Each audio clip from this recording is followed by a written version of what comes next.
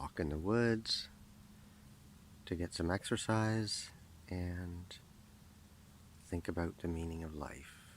How's that? It's the most important question facing humanity right now. A tincture of common sense, really. Oh, what kind of stuff does Paul talk about? I did something with my phone and I lost everything that I said. Oh, God. So, anyway, actually present some of what I think are very helpful and very needed ideas in the world. So, I really can't imagine anything more discouraging than to say to someone significantly younger than me that after all this time, of living, that, gee, I'm just as confused as I ever was. And you know what? I'm not going to say that because the analogy I'm going to give is, when I was young, I was so confused. I was incredibly passionate about that question of meaning and of truth.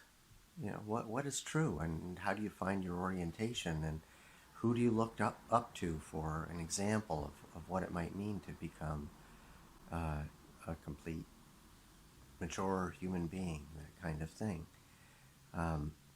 And it was like looking through a glass of muddy water. Everything's all stirred. And this is the one thing that I've learned is that it's a possibility, and it should be a probability, in my opinion, with age, that think of it this way: as long as you have a glass full of muddy water and that water is agitated, the mud just continues to disperse and disperse.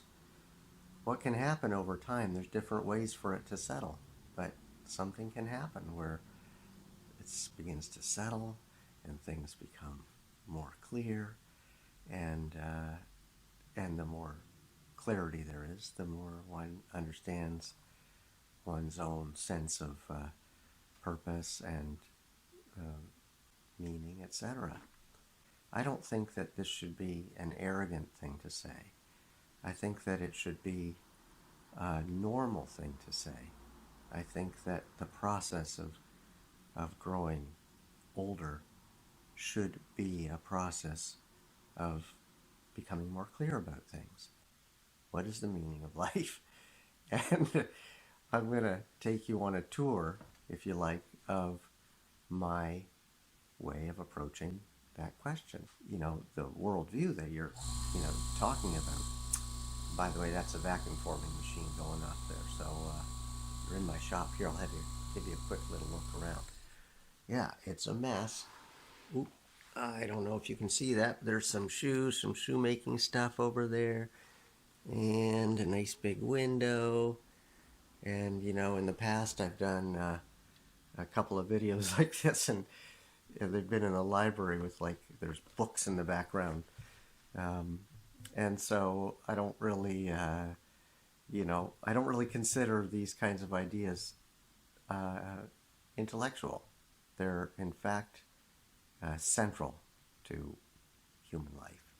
The central question is going to be about meaning, and then there are questions that I call radiant questions. They're questions that come off of this central concept, which is, for example, the question of authority. Where does authority come from?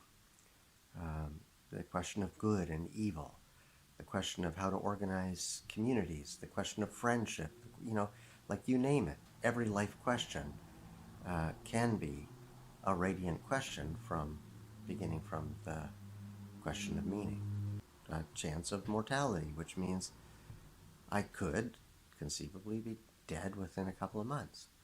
And it's kind of in that context that I thought, you know what, I not only can't wait for the time when I can have an organized presentation of what I wish to do in the form of books, of something to read.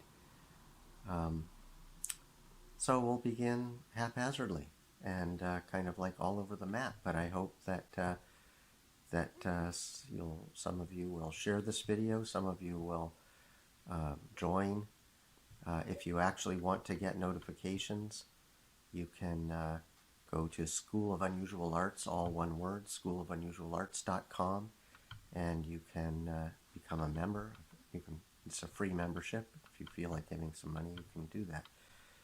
But that way, you'll be sure to get notified when content is posted.